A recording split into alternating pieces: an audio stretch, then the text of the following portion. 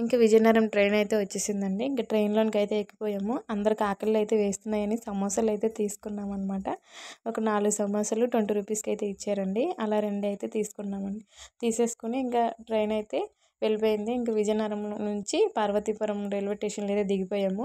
ఇంకా పైనుంచి నడిస్తే టైం పడతదని రైలు పట్టాల మీద నుంచే నడిచేస్తున్నారనమాట అందరూ కూడా. ఎందుకంటే ఇటు సైడ్ రావాలంటే మళ్ళీ మెట్లెక్కి కిందకి దిగాలంటే కొంచెం కాళ్ళు ఏమైనా నొప్పి పెడతాయి కాబట్టి మేమైతే ఈ పట్టాల మీద నుంచే నడిచేస్తున్నామండి.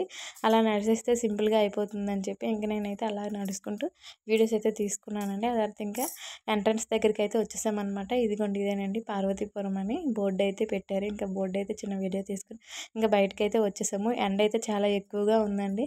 అందువల్ల పక్కనే ఐస్ క్రీమ్ ఉంటే ఐస్ క్రీమ్ చెంచి నలుగురం కలిపి కుల్ఫీస్ అయితే తీసుకున్నామండి. కుల్ఫీస్ తింటూ అలాగా బస్ స్టాండ్‌కి అయితే నడిచేసాము. ఇంక బస్ స్టాండ్ వీడియో పెట్టలేదు. ఎందుకంటే ఆ వీడియో నాకు అవ్వలేదండి. బస్సు వెంటనే వచ్చేసింది.